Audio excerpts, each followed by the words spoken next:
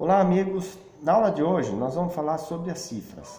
As cifras são simbologias que expressam a estrutura de um acorde de forma mais econômica na escrita. Não preciso fazer a demonstração da estrutura num pentagrama. Existe uma convenção e existem diversas simbologias, mas nós vamos falar das mais usuais, né?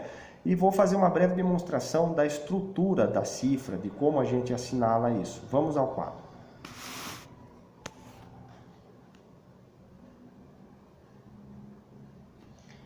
Bem, então tá aí, cifras de tríades.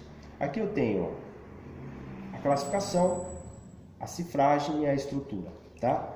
Então, um acorde maior eu estou representando para o X, porque é uma incógnita, eu não quero falar de nenhum acorde em específico, mas representando toda a categoria dos acordes maiores, tá? Então aqui eu tenho aqui, ó, fundamental até a primeira terça é maior, e da terça até a quinta, uma quinta justa. Aqui eu faço uma representação com o quadro representa visualmente isso. Quando ele é maior, 2 tons, é o quadro maior. Quando é 1 tom e meio, é o quadro menor. Então tem 2 terças, sendo a primeira maior e a segunda menor, portanto, uma quinta justa correspondente ao acorde maior. Quando ele for maior, eu não preciso assinalar nada na frente. Tudo que eu for assinalar vai vir sempre à direita do acorde.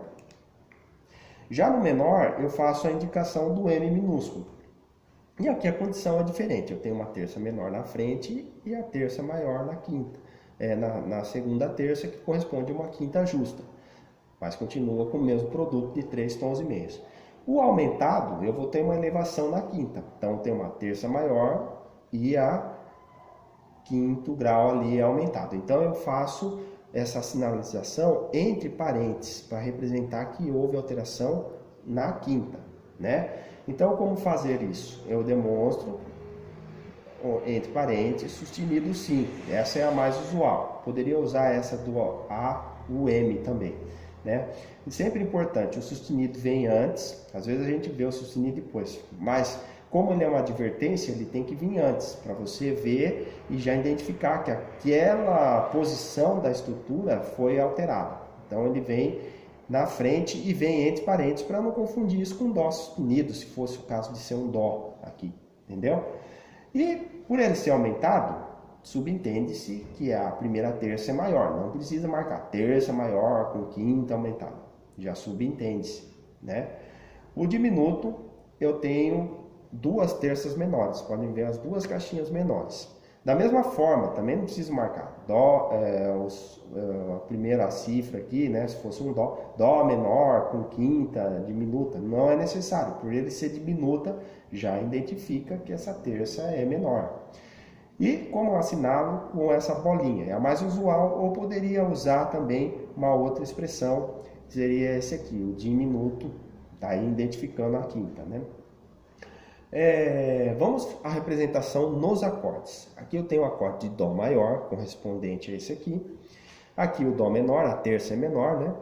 Aqui esse acorde é o de aumentado, você observa que é um Dó maior, mas a quinta foi aumentada. Então eu assinalo Dó, entre parênteses, sustenido 5, ou pode pôr Dó Al, que quer dizer uma abreviação do aumentado, tá? No diminuto, as 2 terças menor, então vamos lá, olha lá, de Dó para Mi bemol é uma terça menor, de Mi bemol para Sol bemol, outra terça menor. Então assinala o diminuto aqui, direto, não precisa pôr nada aqui, que é uma terça menor, que é um Dó menor, porque subentende. Eu posso fazer essa cifragem também, colocar bemol 5, assim como eu faço aqui no aumentado, posso usar essa também. Mas no caso do diminuto, o mais comum é esse. Agora vamos falar das tétrades. As tétrades são mais usual nessa convenção de acordes, porque ela tem um brilho maior, né? A sétima dá uma sonoridade mais peculiar e dá um colorido a mais. Então não se usa essa cifragem com tríades porque ela fica meio empobrecida, tá? Nós passamos por elas para que a gente entendesse como que se organiza a estrutura da cifragem. Aqui nós vamos falar da tétrade. Como nós temos um elemento a mais, portanto, temos 3 terças sobrepostas. Aí vamos ter que cifrar também esse novo elemento, que é a sétima. Então, o maior continua sendo o acorde aqui, né? Agora a sétima, quando ela for maior, eu marco maior. Quando for menor, eu não preciso marcar. É justamente o inverso daqui. Quando é maior aqui, não se marca. Quando é menor, marca. Na questão da sétima é o inverso. Eu tenho essa situação aqui, ó. A primeira terça maior e a segunda menor, que corresponde a uma quinta justa. Com mais 2 tons, 5 tons e meios, portanto, sétima maior. Tá? O acorde, esse aqui, Dó, Mi, Sol, Si. Dó com sétima maior. Tá? Eu posso ter um acorde com o aumentado, com a quinta aumentada. Então, eu vou assinalar Dó com sétima maior, tá? E entre parênteses, sustenido 5, representando que a quinta foi aumentada. Mas observem que isso aqui não alterou o produto aqui, ó. Continuou 5 tons e meio, a sétima continuou maior, tá? Já na menor, eu tenho aqui Dó, um exemplo, né? Vamos falar na estrutura primeiro. O maior com o menor com sétima menor. Então eu identifico com o acorde menor, a sétima não precisa, porque já subentende que ela é menor. Então vamos ver como é a estrutura. Aqui a terça menor, a quinta justa e a sétima correspondente a uma terça menor, 5 tons. Portanto, uma sétima menor tem 5 tons. Na meio diminuta, nós vamos usar essa cifragem aqui com um tracinho no meio representando um meio diminuto. O meio diminuto, vocês vão observar que é um acorde com a sétima menor, porém a quinta diminuta.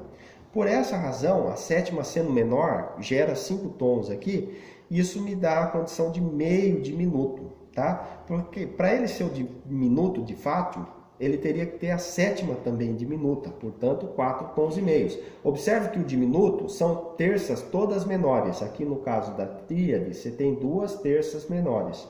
Aqui no caso da tétrade, você tem 3 terças menores. Aqui, ó, no meio diminuto, tem uma que é maior. E isso dá um contrassenso ali e ela passa a ser meio diminuto. Como eu cifro isso?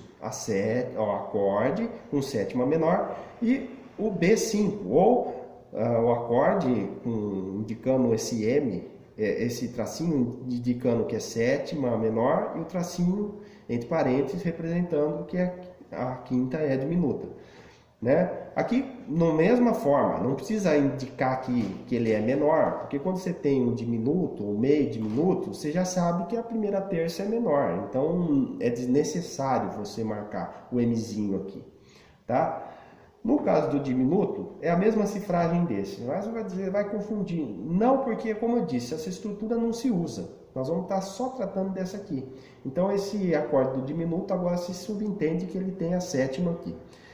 Aqui existe até a escrita com a sétima, né? Para identificar, visualizar que é um acorde com sétima. A sétima aqui é diminuta. Eu preciso marcar sétima diminuta? Não. Por quê? Se o acorde é diminuto, não é meio diminuto, é porque necessariamente a sétima é diminuta, tá? Então aí temos a representação do acorde, olha lá, Dó diminuto e põe a sétima para dar uma ilustrada maior. O Dó meio diminuto, você vai ter Dó sétima, bemol 5, né? Então eu sei, ó, que é um bemol 5, a quinta é diminuta e a sétima é menor, tá? Então, eu já entendo que é um meio diminuto. Quando eu tiver assinalado entre parênteses o bemol 5, eu sei que é um meio diminuto. Quando ele for diminuto direto, ele já vai para a bolinha. Ou ainda você pode usar a cifragem do meio diminuto, né? Que seria usar o Dó aqui, né? Essa é uma terceira cifragem. Dó com a bolinha aqui do meio diminuto. Tá? Aí já subentende também que esse aqui é o diminuto e esse é o meio diminuto. Bom, agora nós vamos mostrar isso no campo harmônico de Dó, Lá menor, natural e Lá menor harmônica. Fazer a cifragem delas para a gente ter uma maior assimilação dessa aula aqui.